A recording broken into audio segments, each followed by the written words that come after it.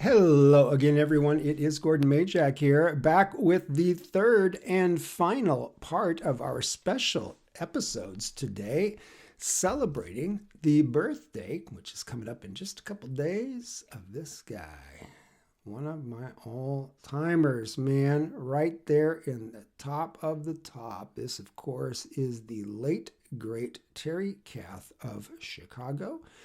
This photograph taken at a concert that I actually went to there in November of 1977, just about 2 months before Terry passed.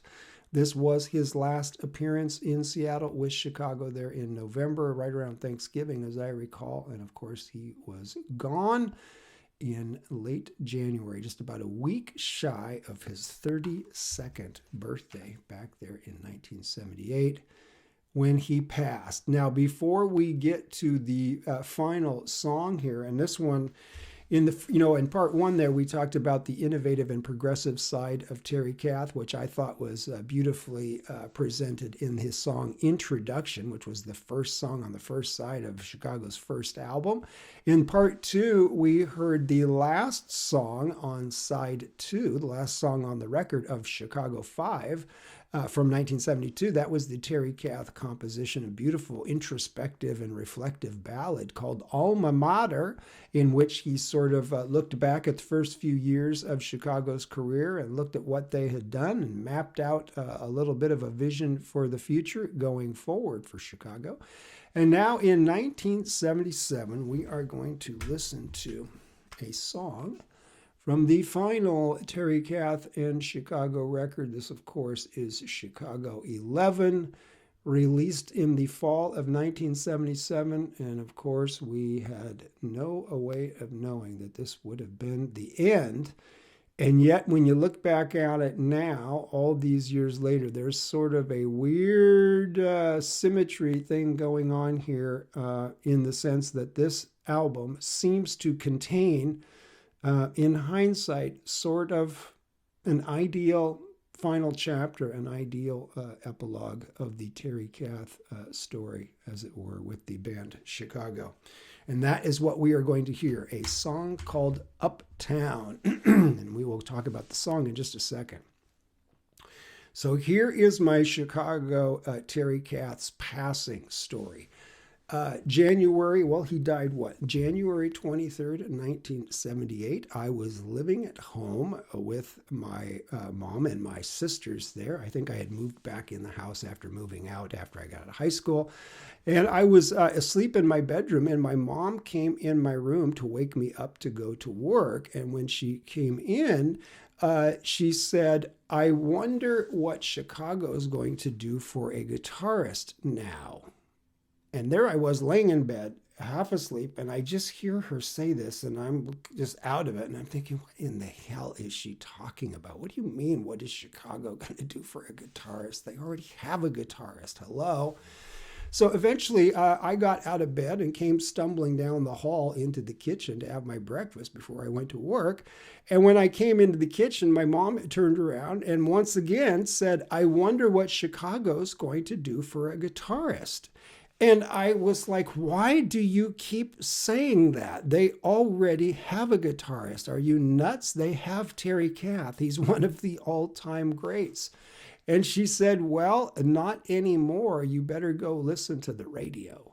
And the radio was on in the living room, as it was every morning. My mom always turned on our favorite FM rock station early in the morning to help us wake up while we were having our coffee and our breakfast. So I went into the living room. I don't know what she's talking about. What is Chicago going to do without a guitarist? And sure enough, there on the next news update, breaking news out of Los Angeles, rock star Terry Kath of the band Chicago, dead at the age of 31 in Los Angeles. And I was gutted. I could not believe it. No matter how many times I heard that news broadcast that day, I still could not believe it. I had just seen Terry Kath, as I said, just a few months prior. 2 months before. Now, I was fortunate to see Terry, Kath, and Chicago 5 times in total, twice in 75, twice in 76 on the Chicago 10 tour, and then, of course, the final time there on the Chicago 11 tour in 1977. So the news of Terry's passing just absolutely destroyed me that day. And as I said in the previous video, that was sort of my introduction to Terry was sort of like the first rock star that I was really attached to that passed away. Obviously, rock stars that were passing away all the time back there in the day, right? But Terry's passing just hit me especially hard. Chicago had always been my favorite band, and Terry, of course, just being the heart and soul of the band, the guts of the band.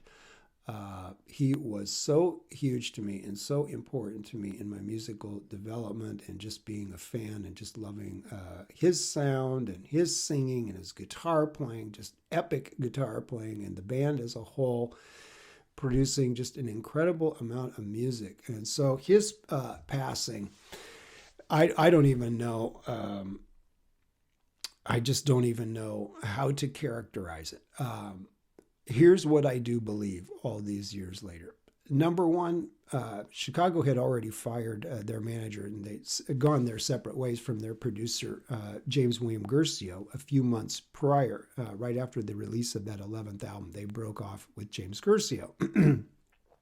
And I don't think that move was necessarily a popular move with Terry Kath. I don't think that's something that he probably would have preferred to do. So I know that was already one strike in their favor. I know, number two, that Terry Kath was really tired of the whole Chicago experience. 10 years of that stuff was just about enough for him. And I do honestly believe, now the story is that he passed away there on January 23rd, and he was supposed to begin rehearsals for his solo album on the following day. That's the story that's been told, that he was going to head up to Caribou Ranch, which was, of course, owned by James William Guercio, the former producer, right, that had already been fired. But I think Terry Kath was going to head up there to Caribou and start working on his solo albums. And I firmly believe 110% that in any event, whether he had passed or not, Terry Kath's days with Chicago were numbered. I think he was done with that band. I think he was going to go off on a solo career. His widow has said as much, that he made it clear to her he wanted to put together his own band. He was tired of the Chicago experience. He was tired of the music. He was tired of the endless travel and all of the bad things that went along with that. And of course, we know that he had personal challenges with addictions and his own personal demons as well. So I do believe that the end was the end, one way or the other. And as it turned out, of course, Terry so tragically passed in January of 78. But as far as the Chicago side of it goes, I really believe he was done, and he was not coming back to Chicago any way, shape, or form. He was going to go do his own thing. I really do believe that. But that 11th album, as I say, the spooky thing about it all these years later is this song, Taking It On Uptown. At the time, it just sounded like this really psychedelic, hard rockin'. We're getting back to that old edgy CTA hard rockin' guitar sound. But all these years later, it really does look like the final chapter. It really does look like the epilogue to the story of Terry Kath and Chicago. And the other thing I will say is, while I do not believe that Terry Kath committed suicide, I don't believe that for a second. I really do believe he was headed out the door of Chicago and on to do his own thing and hopefully get himself cleaned up. I don't believe he killed himself, but I do believe that there were some dark forces and some dark influences present in Terry Kath's life at that time, both in the material world in terms of some people that he was hanging around with, and perhaps even emotionally and spiritually as well. Some dark times for Terry Kath there at the very end. And I think he really sort of channeled both the light and the darkness into this final statement and this final song. And it is just an unbelievable musical experience to hear it all these years later. And I'm starting to get choked up already. To hear it all these years later and just think that Terry Kath was this good then, how much better even could he have become? And what a masterful artist, what a masterful musician, a great singer, one hell of a guitarist, still in my all-time top three favorite guitarists, no doubt about that. It is the great Terry Kath and his final contribution to Chicago. It's one of the last songs on the album on side 2 of Chicago 11. It is called Taking It On Uptown, and it sounds to me like Terry Kath is about to check out of Chicago Incorporated.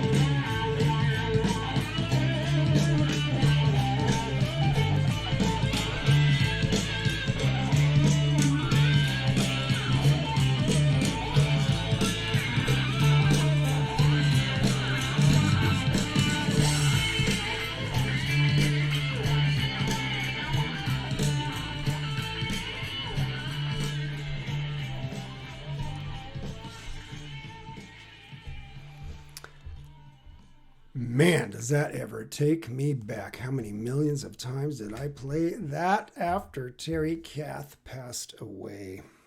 And I have to say, I wouldn't necessarily argue that it's like their top. I mean, certainly Chicago Transit Authority, that's one of their top two or three. Well, no, let's see. I forgot about Chicago 7. One of their top two or three or four records, right? No doubt. Chicago 5, absolutely one of their top three or four records, right? Chicago 7 I put in there as well. But I have to say, I really thought that Chicago 11, that last album there with Terry Kath in 1977, really was a fitting finale, a pretty strong bounce back kind of record. And ultimately ends up being, I think, one of their better albums of the Terry Kath era, Chicago 11. And Terry's contribution there, his final contribution, Taking It on Uptown. Now, the thing is, as I said, I saw them twice in 75, twice in 76, and once in 77. So Taking It on Uptown comes out there on Chicago 11 in the fall of 1977, just a few months before Terry ultimately passes. But they actually played that song on that summer tour the previous year in 1976. I think Terry was already working on that record. And because they played that on that Chicago 10 tour as a new song that was sort of in the works. So I think that just adds fuel to the fire to me that Terry Kath was already sort of looking down the road and envisioning his ultimate departure, if not from the earthly plane, certainly from the Chicago experience there in the Chicago Corporation and the Chicago career. I think he was just about done with that. And the lyrics of this song, to me, kind of show where his head really was. He was ready to move on and do some other things. And just incredibly tragic that the fashion in which he moved on and his departure at all. Just such a terrible tragedy at the age of 31. That guy was one of the best guitar players, not only back there in the day, but of all time. And even now, just go on YouTube and Google Terry Kath reaction videos, and you'll see even people saying all these years later, holy cow, is that guy one of the all-time greats? And yes, he was. And here is Terry Kath's grave site. Now, I'm trying to remember. This is at Forest Lawn Cemetery down there in Los Angeles, where Terry was put to rest. And I don't even know if I can read this without my glasses. Terry Allen Kath, 1946-1978, composer, guitarist, singer. The memories of love he left on earth, all the world has shared. What does this say? Oh, rare and gifted, gentle man whose riches were a symphony of songs for young and old, because he cared. Our loved one, Terry Kath. And of course, one of the real amazing things is that here, how many years ago was it? 7 or 8 years ago, 10 years ago maybe, that his daughter, Michelle Kath Sinclair, produced that great documentary about Terry Kath's life. And I think that has enabled so many people, so many newer generations and younger generations, to discover the incredible talent of Terry Kath posthumously, unfortunately. And as I said, you go on YouTube there and all kinds of young people finding out about this incredible artist. How many times has that live version of 25 or 64 been played and been reacted to on YouTube, right? Millions and millions and millions. And yeah, pretty remarkable. I never imagined back in the day when Terry passed,